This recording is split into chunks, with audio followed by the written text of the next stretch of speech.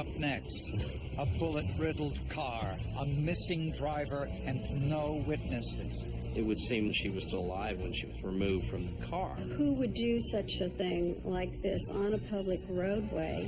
Was it an ambush or a random attack? This is my defenseless little girl who had been shot at. It was a head-scratcher from the get-go. Some tiny evidence provides the answer.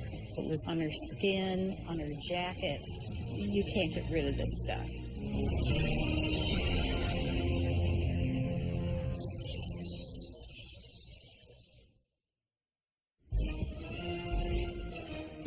In Southern California, like elsewhere in the United States, virtually everyone celebrates Independence Day.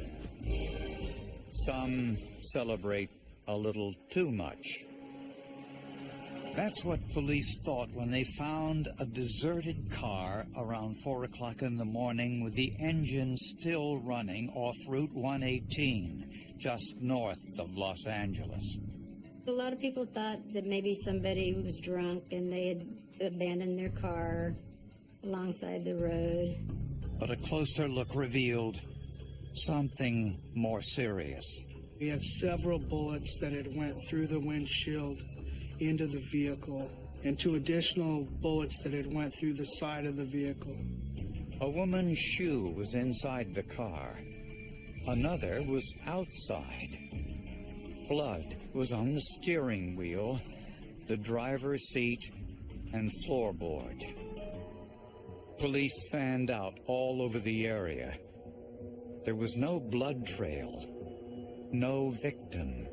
It was highly unusual for us to have a violent crime scene like that where the victim was missing.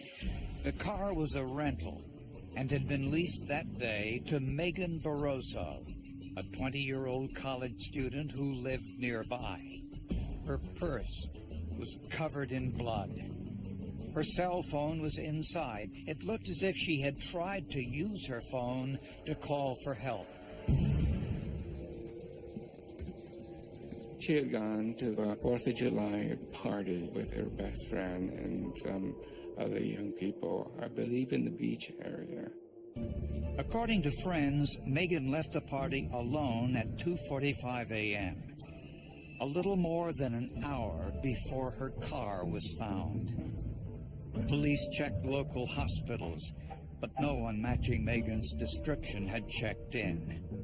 We didn't know if this person was either dead or alive at that point. There was a significant amount of blood in the car, but not enough to suggest that the person was in fact dead.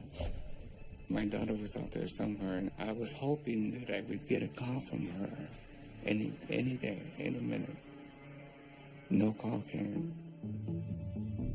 Investigators found 5 shell casings at the end of the exit ramp, and another about 200 feet away. Our forensic people were able to tell us that most likely it was an AK-47 type rifle, an assault rifle.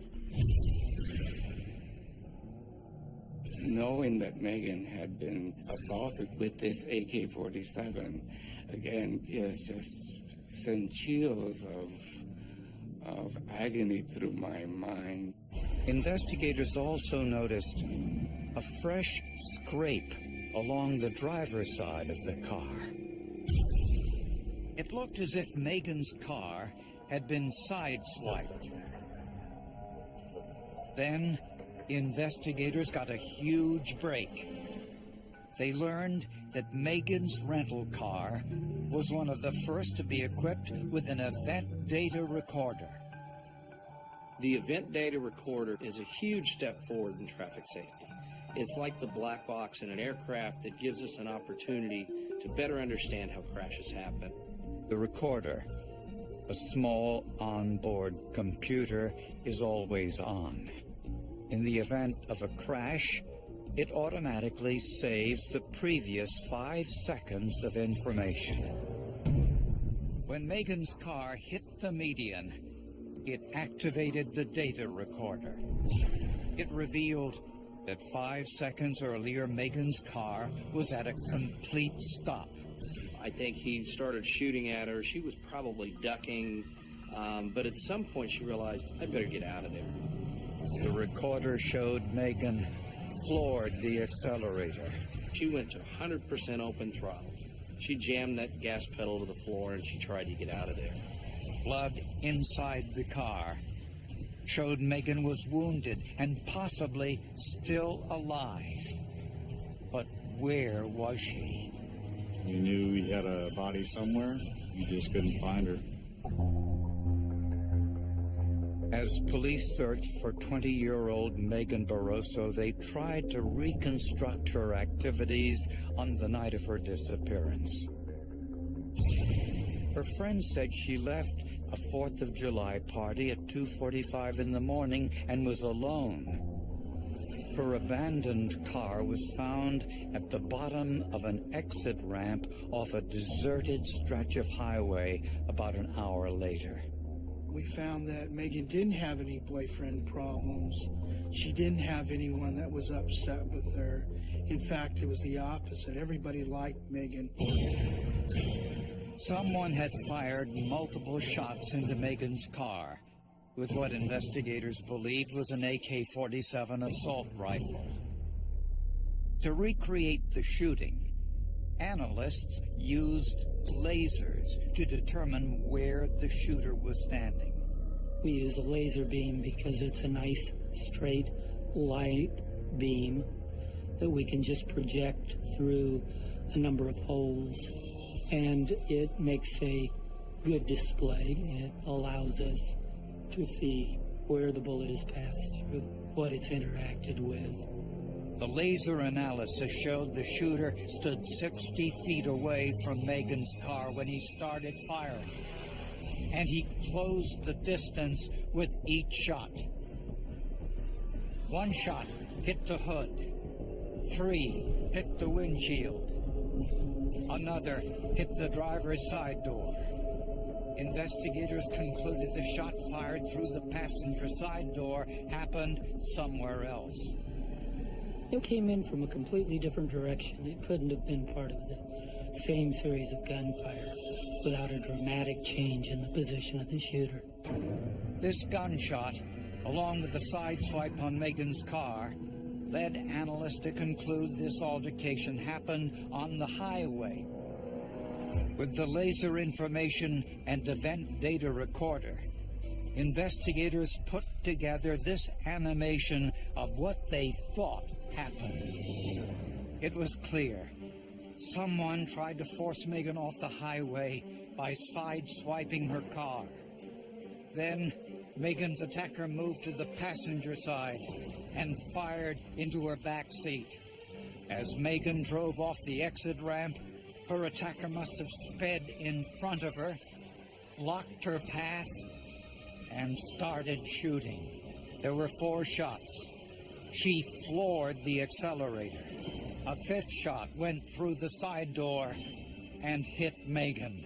The blood evidence shows Megan tried to reach for her cell phone, possibly to call police. Her car hit the median.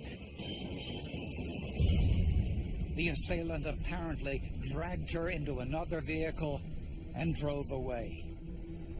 You have to assume that the person who carried out this crime was very, very bold, very much a risk taker. There were questions about who would do such a thing like this on a public roadway, and 118 is a very public roadway. The blood inside the car meant Megan was wounded, but was probably still alive when she was abducted. At that point, I realized that my daughter was in horrible trouble, that this was not, not a good situation. And this was a real big, bad thing that was happening. The Sheriff's Department, along with other law enforcement agencies, offered a reward for information leading to an arrest. But 3 long weeks passed with no leads on Megan's abduction. Then, a Simi Valley resident called police with some information. He said He found a homemade videotape in his roommate's trash showing sexual acts so horrifying he knew it needed to be reported to police. Lo and behold, here's this guy raping these women. The man said he had no doubt the rapist on the tape was his roommate, 30-year-old Vincent Sanchez, an electrician who worked in the local film industry.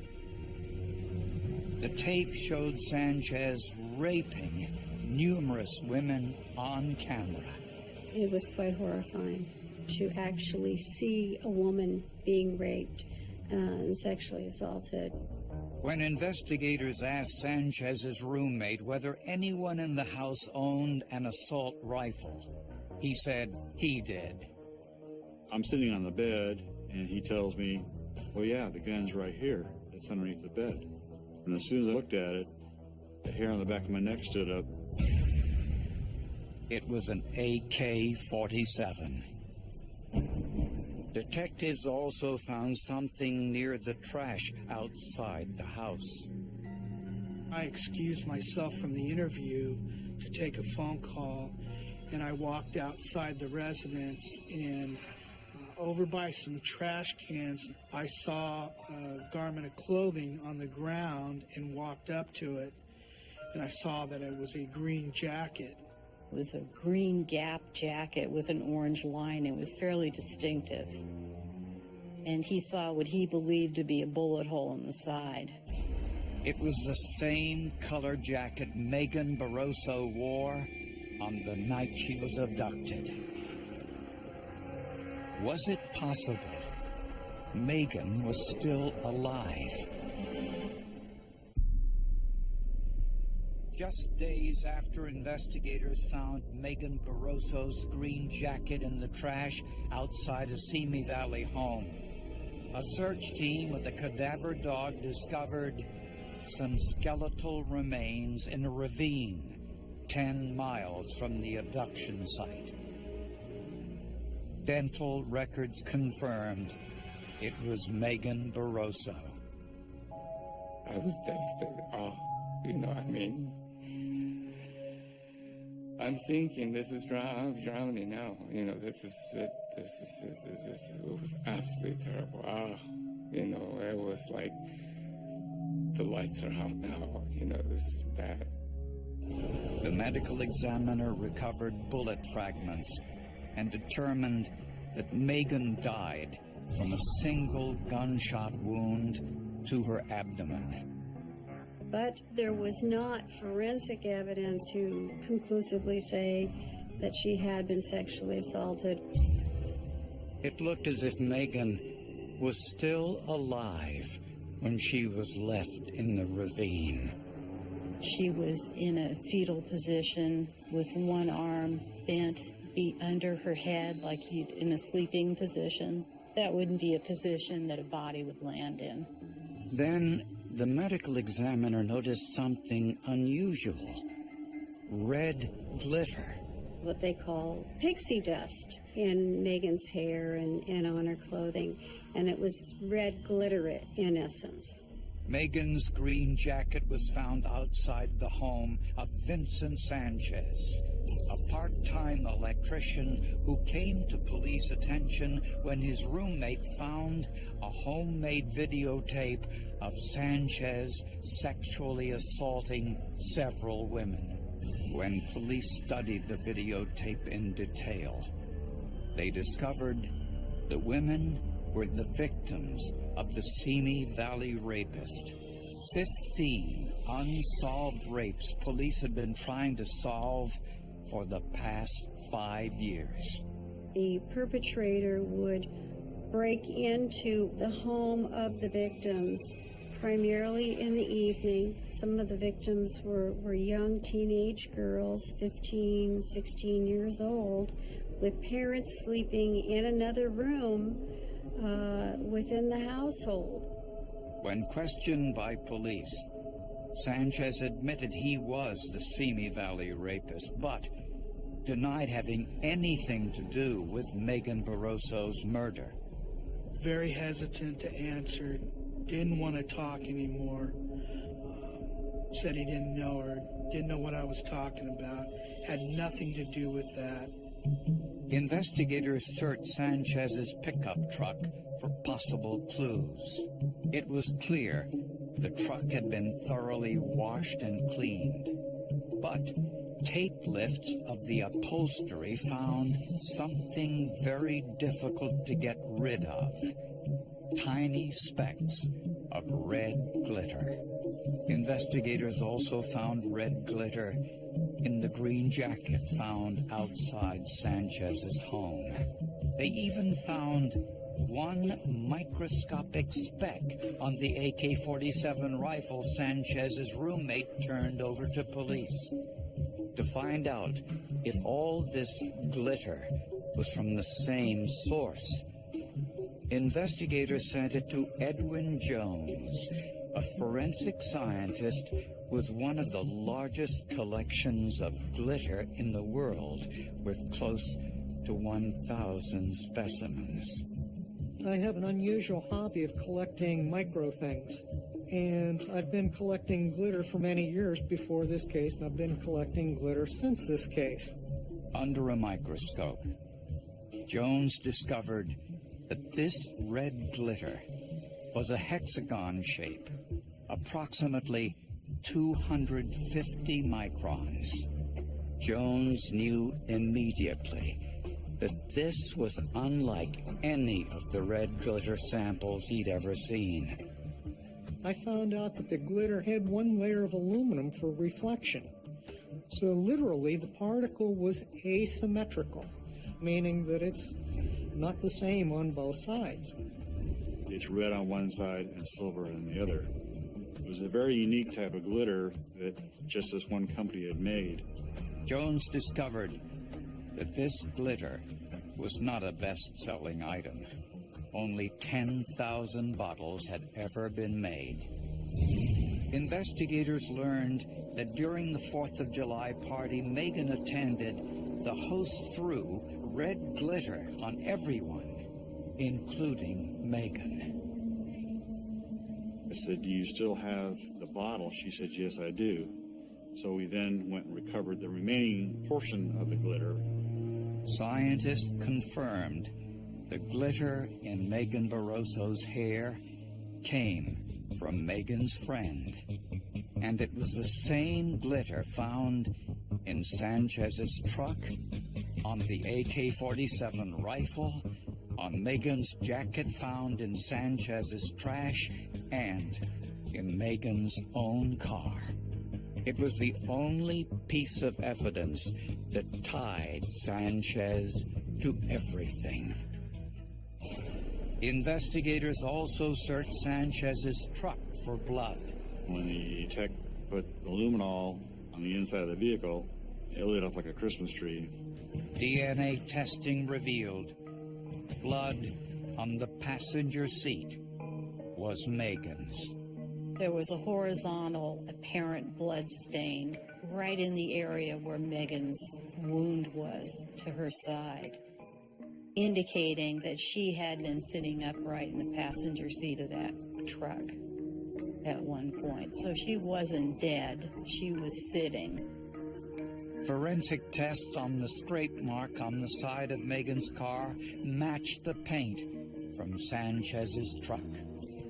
Investigators test-fired the AK-47 and compared the bullets to fragments found with Megan's body. We tied that rifle to the crime scene and to the body both, with the fragments that were taken from the car, from the crime scene. Certainly that helped to tie the rifle in to Mr. Sanchez, and Mr. Sanchez then to the crime scene. Then police discovered that Sanchez's real target that night wasn't Megan Barroso at all, but someone else.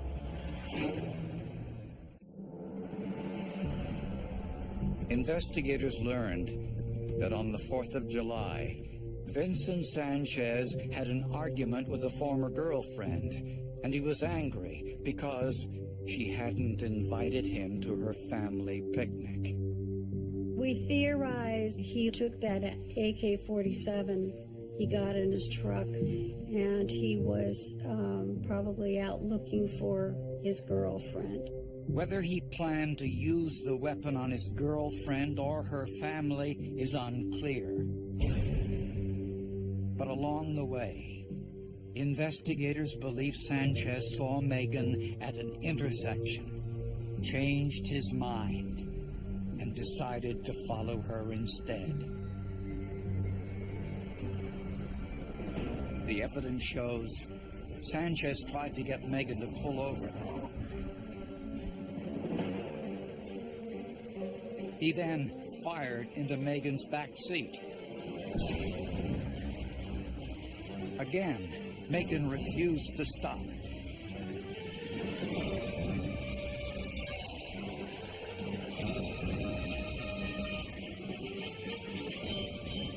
Sanchez pulled ahead of her, cut off her path, and started shooting.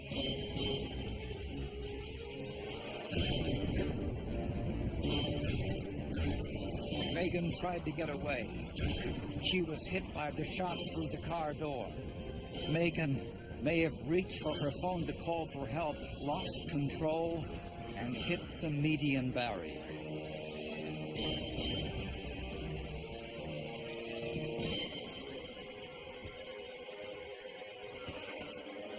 Sanchez then abducted Megan and drove off.